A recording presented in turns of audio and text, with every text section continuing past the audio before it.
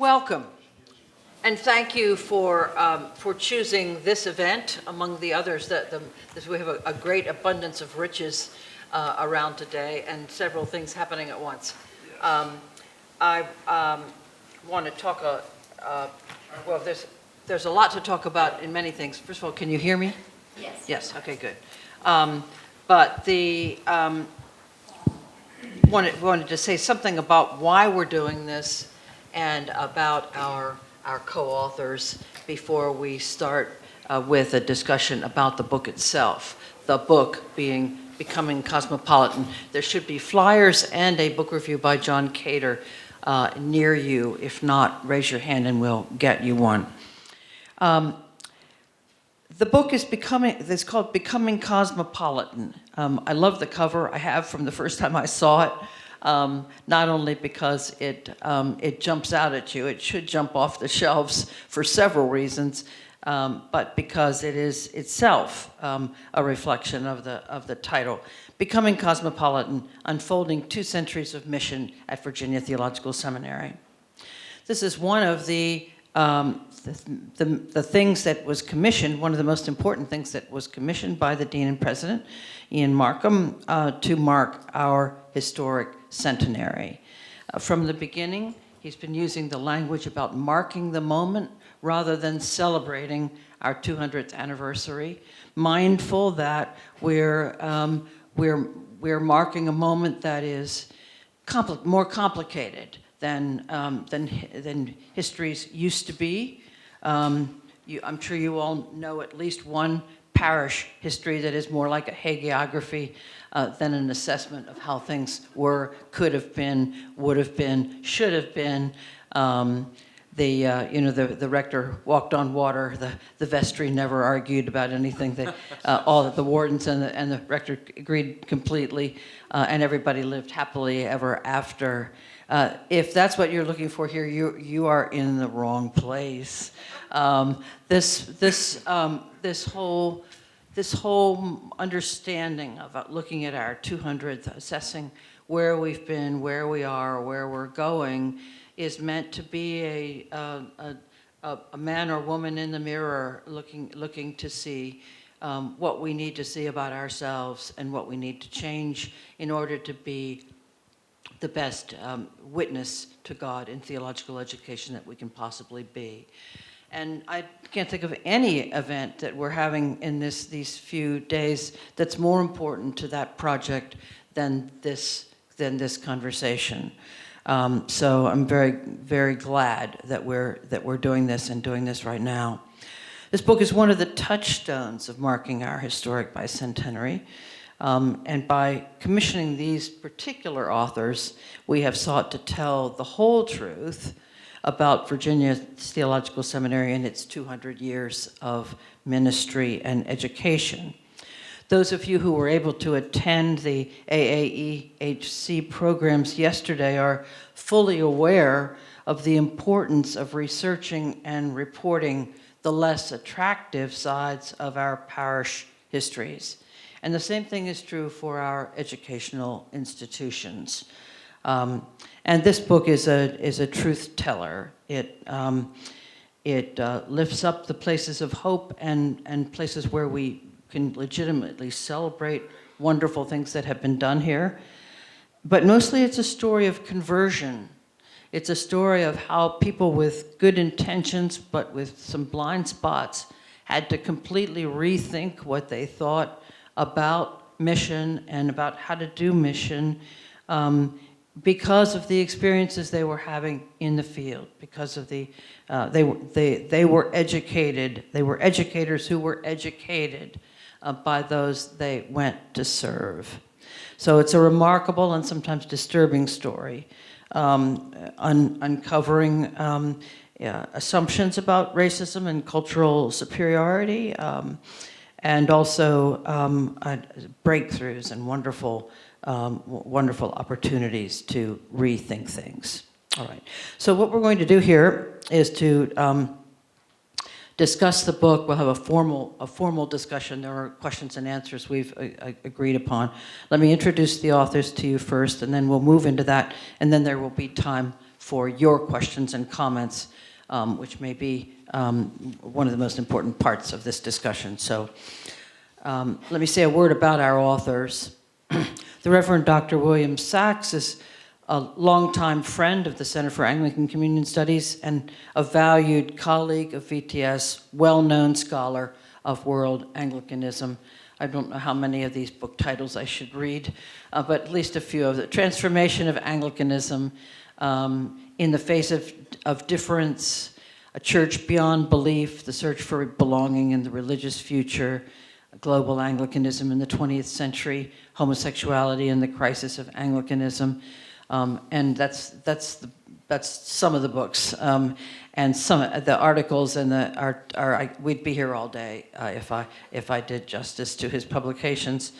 He currently serves as priest associate at St. Stephen's Episcopal Church in Richmond, where he also founded the Center for Interfaith Reconciliation. And since 2019, we've been fortunate enough to have him as senior research fellow at the Center for Anglican Communion Studies. Thank you for all the things you have done, both for the history of Anglicanism and for the many things you've done with us and for us here at the seminary. Dr. Wanjiru Gitau is Assistant Professor of Practical Theology and World Christianity at Palm Beach Atlantic University. She has her PhD in World Christianity from Africa International University in partnership with the University of Edinburgh. She's a linguistics and literature major from the University of Nairobi, Kenya, and her book, A Home for a Homeless Generation, Rethinking the Megachurch Narrative in Light of Movano, did I say that right? Movano Church in Nairobi is being in the process of being published. Bring us up to date. No, it was published in 2018, actually, Megachurch Christianity Reconsidered, Millennials and Social Change in African Perspective, 2018 IVP. Okay, thank you. InterVarsity Press, that is. All right, good. Thank you for bringing us up to date. Her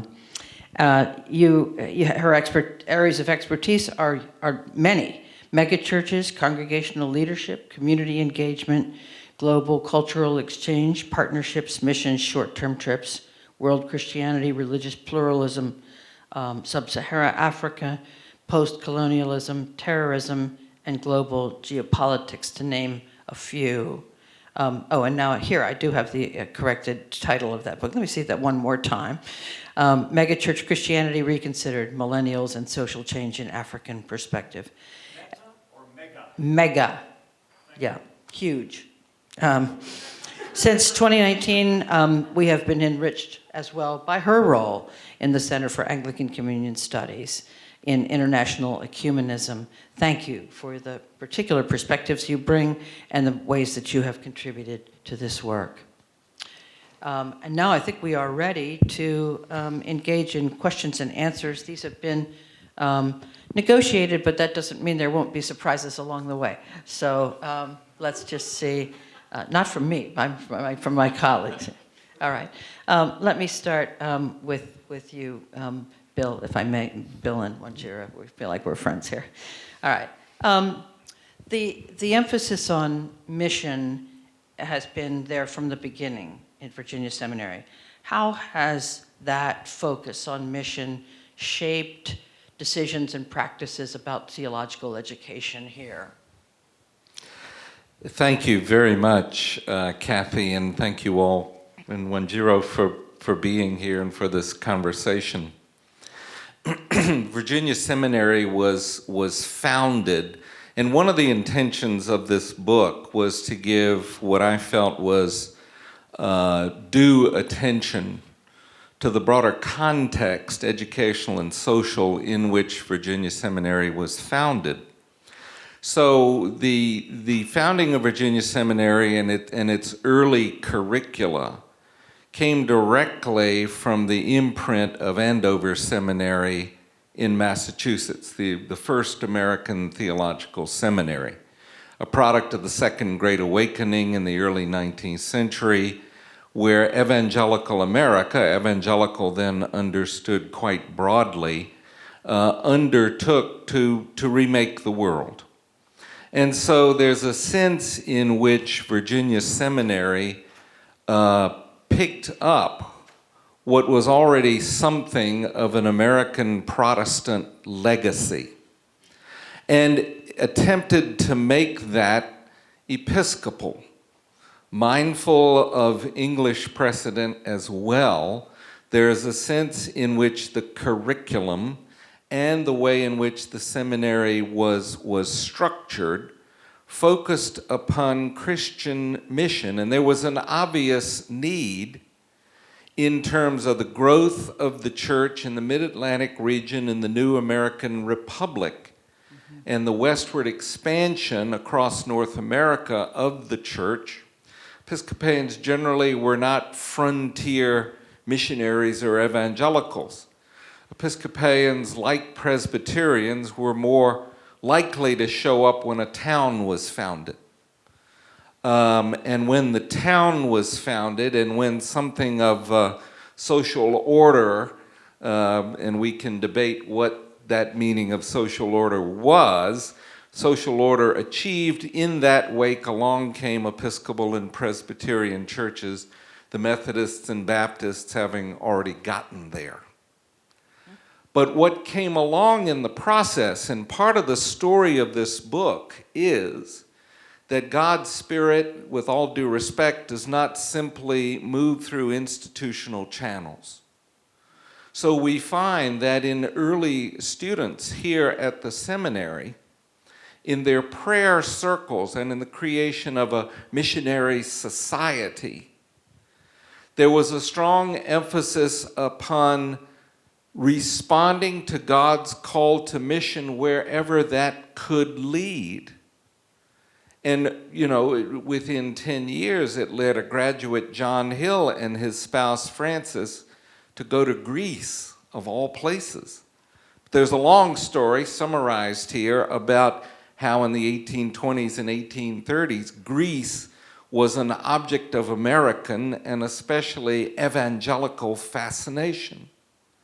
But then the west coast of Africa and then China, all of this arising as much through the informal currents of student life as through the formal classroom.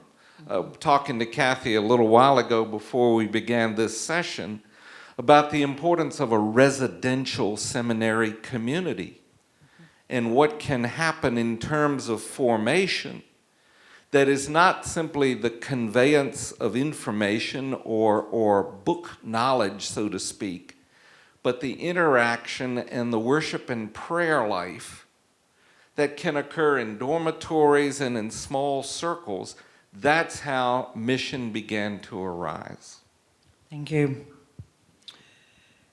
From the beginning to the current day, jumping to the end of the story, what are some of the goals of Christian mission now?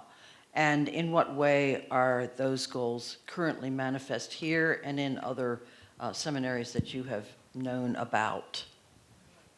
Thank you. It's a joy to be here. And in particular, I'll take that question by saying... The sound is not very loud. Is it really working? Yes. Are we good? Yes. Okay. Thank you very much. It is a joy to be here. And I'll answer that question by saying, when we ask the question of what are the goals of mission, current and even in the past, I like to think of myself in the sense of I am a witness and I am a product, as I am here as a scholar, of Christian mission. I and my people back at home in Africa and the churches that have grown and taken root in Africa, as is well known, will be well known to the company here, the church is growing fastest across all denominations and across all traditions in the African continent.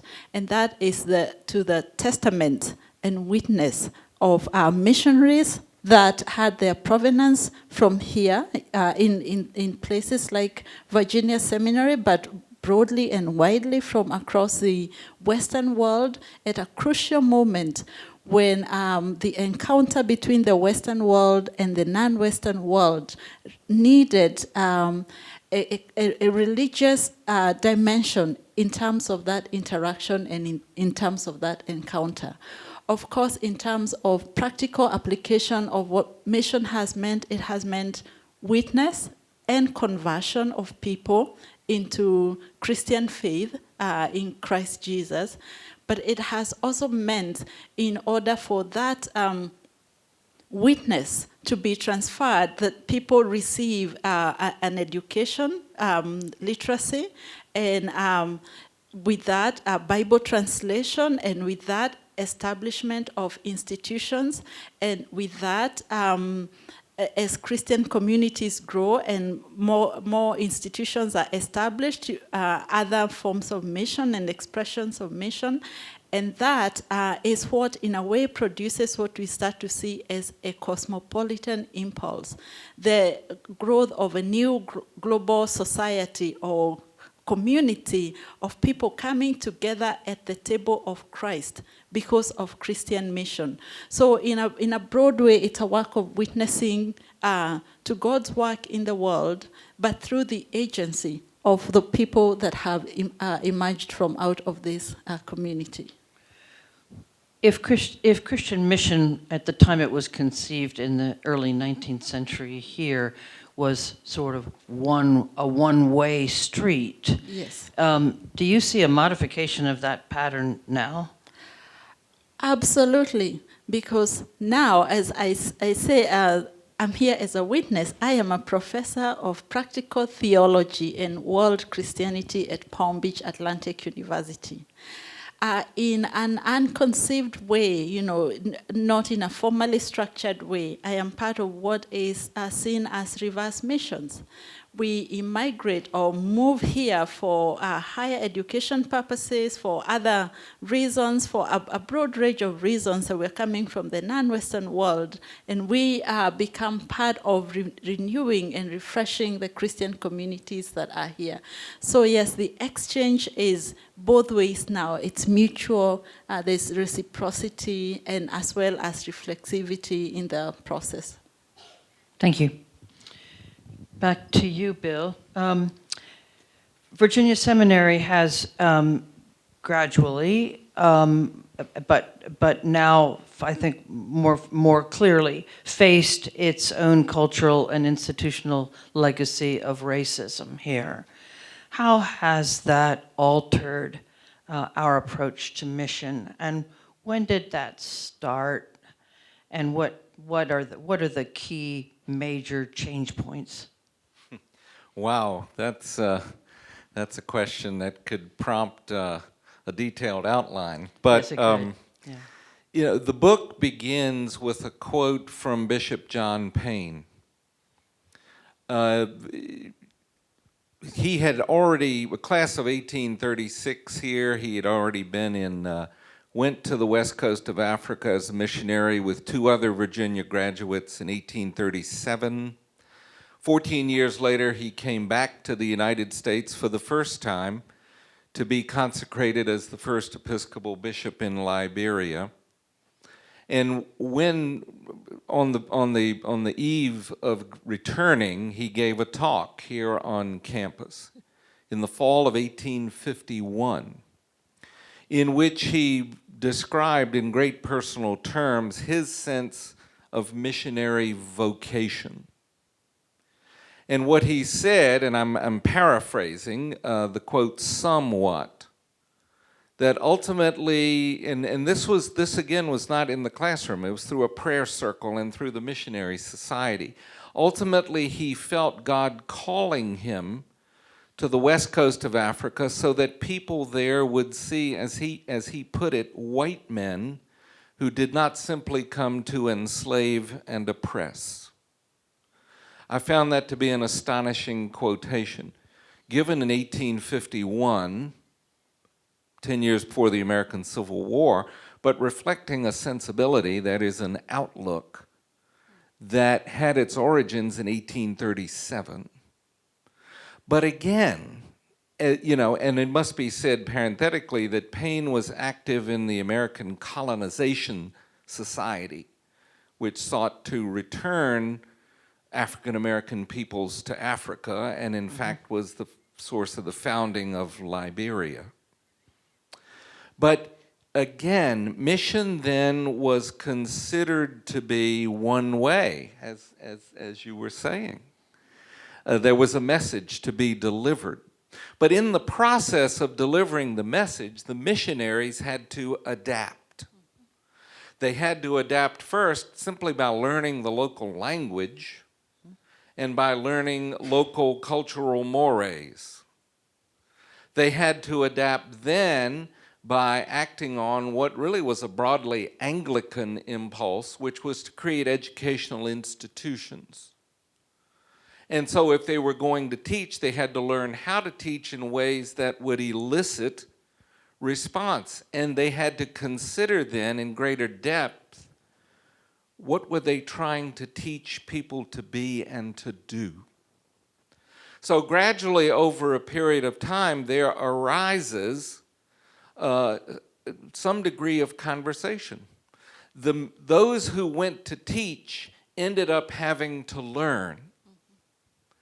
Those who went to teach learned and came back here, especially here to this seminary, to convey what it was that they were learning in the field.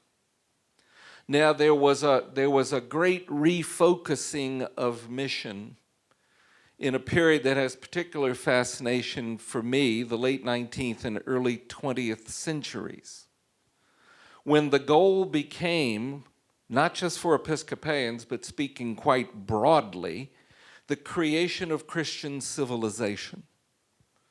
And the prime candidates for the creation of Christian civilization were deemed to be China and Japan. And in fact, the majority of missionaries from the Episcopal Church, over a generation or two, the vast majority went to East Asia, where the missionary system was elaborate forms of training and education and learning the language and learning cultural ways. And there were articles published in missionary magazines and in Episcopal missionary magazines, articles with title like, "Can Japan Become Christian?" Because it was seen that becoming Christian was akin to becoming Western, was akin to dressing and acting like Western people. But, and the story becomes too elaborate to recount here. But again, what began to happen was the missionaries again being caught short. First being caught short by cultural and then political upheaval. But then the missionaries realizing they had to learn and adapt yet again and to ask, and in some ways for the first time, what is the intention of Christian mission? If we're witnessing to something, what is it? And what response do we intend? And in what ways does God's Spirit take over beyond what Western people ever intend? Thank you. And if I can Please follow do. up on that, here is the unexpected reversal to that. In Japan and India and much of East Asia, the best missionaries from here were sent out there. And then the missionaries who were perhaps less educated or who would not be considered at the caliber of the missionaries who went out to East Asia, went to Africa. And that then becomes a symbol of showing that Christian mission is not primarily about the human enterprise. It's a work of God, of the Spirit of God. Because the great reversal is that the continent that received the missionaries who would not have been considered the best, becomes a continent in which the work of the Holy Spirit gets in through the development of indigenous leaders, the local catechists, through local forms of Christian missions and Christian activity that has completely revitalized and transformed the continent. Today, we talk about the continent of Africa as Africa Rising, into a space where it is a lot more democratically stable, notwithstanding that there are pockets of volatility in different parts, into a continent that has a lot more economic development, into a continent in which higher education or tertiary education is on the rise. And it's this, a great deal of this, and a lot of the research that has been done is showing much of that owes it to the work of Christian missionaries, both local and as well as the international networks and global connectivity. But all of this becomes testament to the work of the Holy Spirit working out his purposes for a continent that was considered to be, behind or all these other regions, and to be transformed, even to be the place where Christian mission is a beacon and a witness in a major and significant way. Okay. That leads us into the next question I wanted to ask you, Wanjiru. At Lambeth Conference, there was one of the many panels on theological education in the Anglican Communion, and one of the theologians I heard from Africa said that it was time for theology to be done in an African kitchen using an African pots. It was the message was clear. Yes. No more starched lace collars on choir boys in the middle of the summer. That's really doesn't belong to us. That's somebody else's idea of how choir boys should dress. How does the process, how does a group become aware of when it's exporting cultural values, cultural ways of being, ways of doing things, when it thinks it's exporting the gospel? How does that? Mm-hmm. How do people sort that out? What kind of learning happens? And do you have recommendations based on your work for keeping those things straight? I think the place to start with that is to see the incarnation of the message of the gospel through Christ. That he came dressed in Jewish dress and came to earth, although he was God, and he did not equate himself with the glory of God and come down like a king, like one of the imperial kings of the time, but instead he comes as a baby, and he comes in a very vulnerable position and gets incarnated, not just as a child, but grows through that and grows through into the culture, into the community. And then when he inaugurates his mission, he does not start from the top down. He starts from what we would call grassroots today. He goes among the marginalized. He goes among the poor. He goes among those who are sick. He goes among, he picks up his disciples from those who would be considered the nobodies.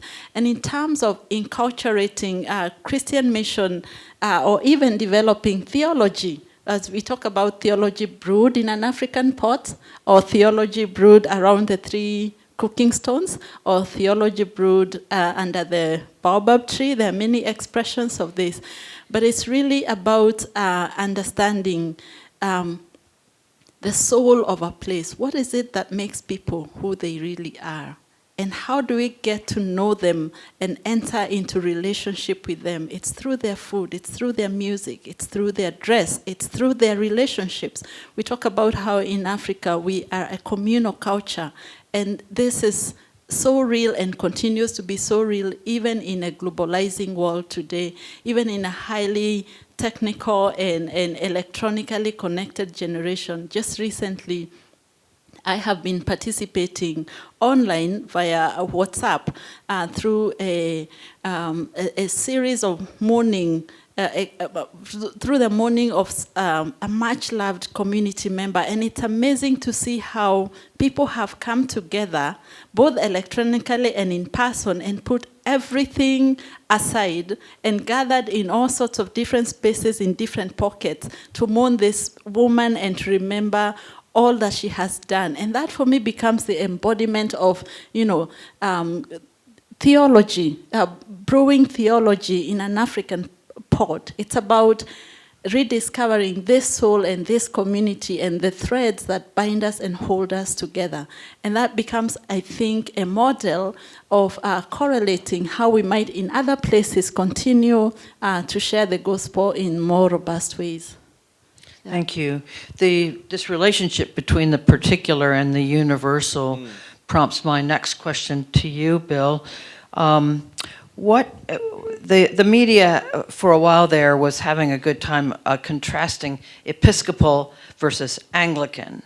But of course we see ourselves as the Episcopal Church within the Anglican communion. Would you comment on how that affects understandings about mission when the Episcopal Church is Anglican? What does the word Anglican add to this equation? Especially, it's a really live question right now. I know we're probably not going to be able to do much about that. But is it? Well, maybe we should. There's a question right now about the role of the Archbishop of Canterbury, whether the Archbishop of Canterbury can be the head of the Anglican Communion, at the same time be one of the two primates of the Church of England. That question has come to a head here. But I bet that you can see places where there were both tensions between Episcopal and Anglican, and also places where they went together like a hand and a glove. Would you comment on that? Thank you very much. I was delighted to see, by the way, the president of Rikyo University in Tokyo here, and look forward to hearing his address this afternoon. More years ago than I care to comment, I twice did sabbaticals at Rikyo University in Tokyo. And I remember it was originally known as St. Paul's School and then as St. Paul's College. And at one time, a distinguished alumnus of this seminary and someone in whom I admire, obviously from a distance, Henry St. George Tucker, was president of what was then St. Paul's College. And to this day, a major building on campus is Tucker Hall. And I remember walking by the chapel on campus early after my first arrival and hearing what I guess was choir practice and hearing the sounds of hymns wafting out these windows on a pleasantly warm day, and realizing I knew all the hymn tunes. But then immediately realizing as I got closer, I couldn't sing. The tunes were being sung in Japanese. And it dawned on me that mission, in many ways at its best, is the giving of a gift whose receipt and whose usage cannot be controlled by the giver. Now, I take that as emblematic of Anglicanism. And, Robert Heaney and I wrote a book 4 years ago called The Promise of Anglicanism, where we had many conversations around this very topic, because the word Anglicanism has become slippery and it's become politicized. But I feel confident in saying that at its base, the word refers, however imprecisely, to a particular form of Christian tradition that is embodied in historic liturgies and embodied in an historically, dare I say it, well, I can say it here, Protestant theology. King Charles agreed with. King Charles agreed. King Charles agreed. But is also embodied in a certain, even more vaguely English way of doing things. And so, do we need the Archbishop of Canterbury to have an Anglican tradition? I don't think we do, but all of this presses the question of what has been given by the giver and received by the receiver, and what do we mean? See, all these basic words beg for definition. If we're begging for definition of mission, now we're begging for definition of the word tradition. And I've done some writing, and there's a very good literature from a sociological perspective on the concept of tradition. But what do we mean by it, and how do we live it? Can I make a comment from Kenya, where I come from? When people, I just cited a mourning experience that my people in my circle are going through, and this was a woman. This is a woman who meant a lot to me, was a mother figure to me, and so this is fresh in my mind. When we are in mourning, we go back to our Anglican roots. People gather at the Anglican cathedral, or even if they don't, the liturgical sensibility, the hymns that are sung, when peace like a river attendeth to my soul, blessed assurance, Jesus is mine. The hymns that center our faith and call us back to a deep theological grounding are rooted within the liturgical tradition. And a great deal of that within the Anglican community.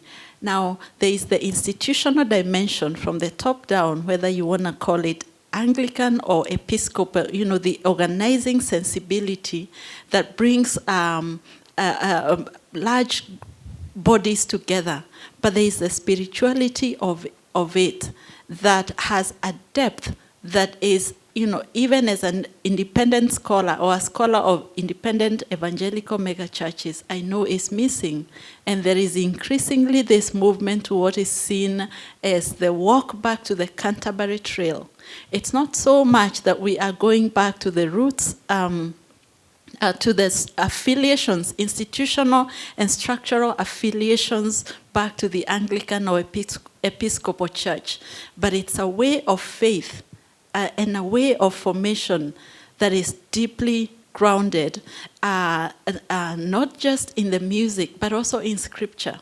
So I myself was formed, my own faith was very much formed in this more in independent traditions. Mavuno Church has, Nairobi Chapel has Baptist roots, Plymouth Brethren roots, and it has very strong charismatic Pentecostal kind of leanings. This is the subject of my book, Megachurch Christianity Reconsidered. But I make the case that it's really these sorts of communities are trying to help generations that are undergoing this convulsive social change find their home in the world, a home in the universe, and a home that is, in a sense, connected to a spirituality that brings them back to faith. But after you have brought back to people to faith, then what? After you have excited them with with some good music and some, entertaining preachers perhaps, and some very charismatic spiritual experiences, what about the depth and quality of that spirituality? We walk back. And so as people move past, their Gen Z and millennial life stages and move towards the middle life stages, they want something more. And I can see this in the kind of people that are gathering to commemorate someone who has just passed on in her early 60s in a very unexpected situation. But I recall that this is exactly what used to happen. We would have our main service in this charismatic kind of church, but whenever it was a time of mourning, would go back to this church. And mourning is just one example. And another second example is when governments are misbehaving, especially in Africa, I just mentioned a little while ago how Africa is going through this transformative phase when governments are misbehaving, when political leaders need to be called out. Who calls them out? It's the Anglican church leaders alongside with the Catholic church leaders who are embedded in institutional structures. And so there is a certain authority structure and there are certain relationships that are already inbuilt there that hold weight in order to be able to hold civic authorities to account. And a third feature related to that, and this is in a bit of the emerging scholarship as well, has to do with when large bilateral organizations have needed to come together with religious communities, who do they go back to? They will look up to the communities that have these proper structures built around them in order to be able to engage communities locally, because these churches they were spread in the colonial era, they were planted in different parts of the Africa or other places in the colonial era, and they exist, they persist, they continue, and they are rooted in the local life and among the realities of the people. And once again, when developmental organizations want to go and engage local communities, whether it is in poverty alleviation, in sustainability projects, in ecological projects, in engaging with educational structures, institutions, Christian leaders are often the most dependable leaders you can find in a space. And very often, once again, these are going to be found within the structurally organized kind of churches, either the Anglicans, the Catholics, often the Methodists sometimes, and sometimes the Lutherans. It depends on the committee agreements that existed in different parts of the country and of the continent. So back to your question, Kathy, really, which has to do with what's the role of the of perhaps the bishop, of perhaps the clergy who are ordained and commissioned by the institutional church.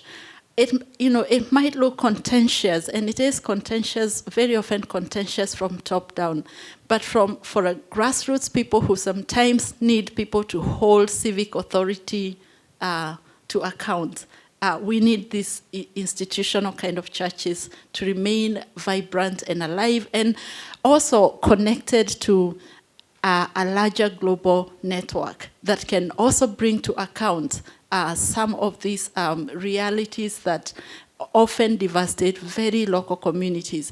As much as mega churches, for example, can gather hundreds or thousands of people in a room together for a Sunday service, and perhaps they can build charismatic Pentecostal networks of churches, they are not connected in the way that they can participate in the transformation of a global society. And in that sense, to me, and in fact, that goes to the heart of our proposal of becoming cosmopolitan, that this is a sensibility that continues to transform from the beginning. At first, it's that embeddedness into the communities where the missionaries went. But as time goes by, you realize there are new ways of engaging in order to build more flourishing global societies, but also embedded in local religious authorities. I know that's a mouthful. No, it's a very important mouthful. I think you're calling attention not only to the internal structures of the system, the Episcopal synodical systems within Yes. Within Anglicanism, but the worldwide "we are watching you" aspect of the communion. Not only are the prayers for the churches, and then they become more intense when a church is in particular danger. But there's the eyes of a significant portion of the world that care passionately about what's happening in your country, in this church there, are watching you. Yeah. And absolutely, who benefits very often is not even necessarily the church members. it's real people that are otherwise being downtrodden by global and globalizing forces. If you look at the current crisis that's just sprung up in the Middle East, who's really suffering the most? Women, children, mothers, and who's the voice for those? You just have to think of that in Sudan, when Sudan was in this flare-up in southern Sudan, who became the voice of those just mothers and children, and especially mothers of the child soldiers. It's a church that came along and mediated peace and became part of the process that helped that country to transition in 2000 and, is it 2002, 2005, to transition into a fully democratic country by itself. Although then, once again, it continues to have challenges, which is why the political leaders will never really get their act together and always need the church in order to be able to stand in the gap. I'm gonna stop and ask one more question of Bill, and then throw that open to a patiently waiting group here. So theology mission, it's God's mission in which we participate. But does it matter what kind of theology? People would say, oh, there are shifting fashions in history, there are shifting fashions in every discipline, shifting fashions in theology. Does it matter what the theology is? Does it matter how good the theology is? Or is it just that we don't want to repeat some of the obvious mistakes of the past? How important is it for a theological seminary to have its work done well? Or do we just do something and then send people? Thank you for that question. That's an excellent question. I would say that if one looks at the history of Anglican mission, one consistently finds theological alternatives. The case of the Church of England is an excellent example. The Church of England produced the Society for the Propagation of the Gospel, and then the Church Missionary Society, and then the university's mission to Central Africa, and then the Oxford and Cambridge missions to India, and so forth and so on, each embodying a certain point of view, a certain emphasis. The classic divide, of course, being, to use the older language, the divide between high church and low church. The high church missionary emphasis characteristically beginning with the idea of the missionary bishop, a bishop who went forth to found the church. The low church or evangelical emphasis beginning with missionaries who were evangelists, who made converts, who began to build the church, and in their wake, then a bishop arrived. The one with a more biblical and conversionist emphasis, the other with a more liturgical and especially Eucharistic emphasis. So I would say that there are two answers to your questions in terms of Anglican and specifically Episcopal history.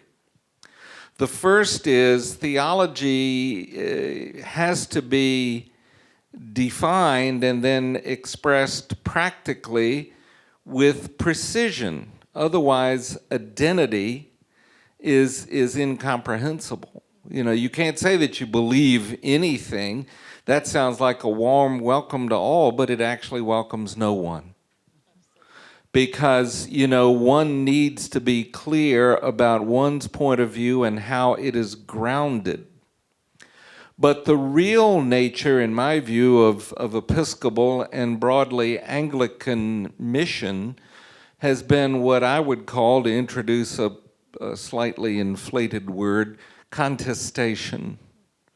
We've always contested with one another. I like to say that Anglicans fight about things that matter. Iron sharpens iron. Yes, exactly, exactly. Iron sharpens iron, says the Bible. Iron sharpens iron. So, you know, in the mission field, repeatedly, and again, East Asia becomes a prime example. English, American, and then later Canadian and Australian missionaries had to talk about whose territory was whose. So that dioceses were organized from particular branches of the wider Anglican world. So there had to be definition. And I want to say that I am one who can be wary of depicting things solely in institutional terms, because I believe very much in the movement of God's Spirit through institutions. But on the other hand, we do indeed need institutions and structures so long as they prove to be life-giving and lift. Institutions need to point beyond themselves, in other words, to put it quite bluntly. Because God's Spirit is not confined, and here I'm revealing my real prejudice.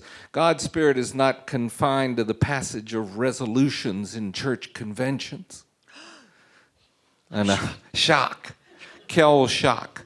But so then for Anglicans, we have had to have theological precision. We've been pushed on our theological precision by experience in all corners of the world. But what really matters for us as Anglicans, I believe, is our ability to contest, our ability to discuss and debate. I fear these days, I'll risk this statement, we've gone too far with debates over who really is a Christian or who really is an Anglican, and holding up all sorts of presumed tests for authentic identity.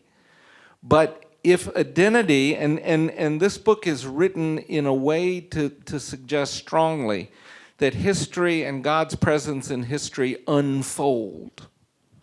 There is no, as you said, this is not a moment simply to reflect and smile on a glorious 200 years. This is a moment to ask, what has been the dynamism of these 200 years, and where does this dynamism point as we see it now? Yeah, that's a good place to open the door. Thank you for your patience, and the floor is now open for your questions. I'm happy to carry a mic and maybe someone else will. Okay, great. Okay, thank you. You've got a mic? I think, is it working? Yes, it's working. Can I give you a mic? I got it. Well, we might have several questions. Thank you. Questions? Anyone? Yeah, and just be sure to speak directly into the mic just so we can pick it up in the recording. Okay, thank you. Thank you, all three of you, for a wonderful conversation. To pull on the thread of the last two questions here, I'm sure you know of the convention of using Anglican only in reference to sort of post-Colenso affair, post-1867. And if we're thinking in those terms, contestation, would it be possible to say inherent to Anglicanism is living with disagreement, is being a contested tradition, and is that then a particular charism of the Anglican tradition in locating itself within the wider scope of conflict, wider scope of challenge in the world? As an irrepressible optimist, I believe somewhat literally in the idea of common prayer. I believe it's okay for us to disagree and to be together at the altar. And I think that remains the Anglican ideal. But in the process, many of us in various ways in recent years have felt our toes being stepped on by one or another social, theological, or even political trend. And I would hope that events such as these few days would call us back to the idea of common prayer. Get the mic here. Thank you all for being here. I really appreciated that conversation, and I look forward to buying the book. That's what I got from this mostly. But kind of in that theme of common prayer and that giving of the gift and that doing theology in the African pot or elsewhere, right? I guess kind of what I've been wrestling with is I'm thinking a lot about like contextualization of worship, of prayer, and of theology. How does that gift get given and that common prayer accomplished without bringing kind of our Western or our American baggage to that conversation? And how do we, as the Episcopal Church, as Virginia Seminary, support that missionary activity while it's still being authentic to the place where it's happening? Again, I go back to the idea of bringing a gift. And then I think what we have found and what the historical record begins to uncover is a process of cross-cultural negotiation. Go back to Henry St. George Tucker, who was graduated from here in 1899, went promptly as a missionary to Japan. One of his early letters home, he wrote that how thrilled he was to discover that in Japan he could get his favorite thing, which was marmalade. He remained in Japan over 20 years, eventually becoming Bishop of Kyoto, and then deciding in, I believe, 1922, deciding abruptly that he would resign and return to the United States with no immediate plans, although given his stature, he was soon teaching here. He decided to resign because he said he had resolved that it was time for the Japanese church to truly be Japanese. Along the way, however, when one reads his personal history, one finds him struggling to learn to preach, speak, read, and write in Japanese, and wanting to go to small, fledgling, rural congregations to practice his preaching and speaking. And then deciding that to truly understand as best he could as a Westerner the Japanese point of view, he needed to live in a Japanese-style house.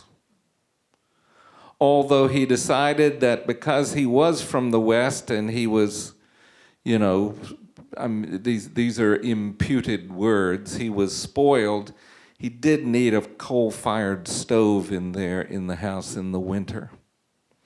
So he decided that he needed personally to shed expectations and some degree of comforts. But at the end of the day, what it meant was the only way to really give the gift was to turn it over and leave. So all of which to me suggests what I would call a process of cross-cultural negotiation. I have this to offer, what do you think of it? Does it make any sense to you? Maybe it doesn't. What can I learn from you? When will I stop talking and listen to you? Thank you. I look forward to reading the book. Other questions? Let me echo, let me just say that's such a powerful illustrative case.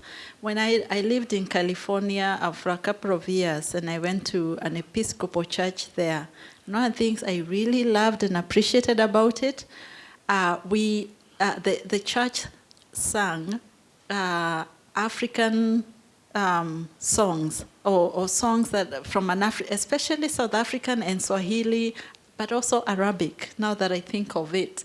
And that was a receiving of the global gifts or from the global Anglican or Episcopal community into a Californian church, alongside the regular hymns that are in the hymnal, as well as, this is All Saints Episcopal Church in Pasadena, which is quite popular, yes.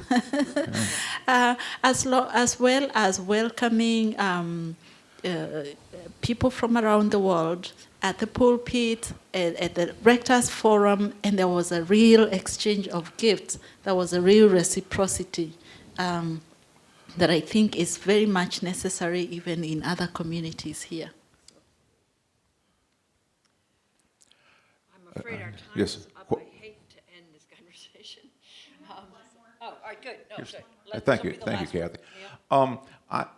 I was astounded when I read your book about two African men who studied here at the seminary in the 1850s, I believe. It amazed me that two Africans lived and studied here in the middle of a slave culture and living in community. I wonder what their life was like. I wonder how they found the world when they stepped off campus. I wonder where the cosmopolitanism worked on the students in this campus. I hope they brought gifts to them. I don't know whatever happened to them, but there's a story there that needs to be told. Back in the days when dinosaurs ruled the earth and I was a student at this wonderful school, we had a number of students from Nigeria and Kenya here who studied here with us. And they brought gifts to us and our formation in residence here that we would only have learned by sitting at table with them at lunch, about going to chapel, about talking with them, about listening to them. Is that cosmopolitan interaction, does it still work nowadays by inviting students from other cultures and other countries to come here and teach us? Or is that now a thing of the past? Could you all respond?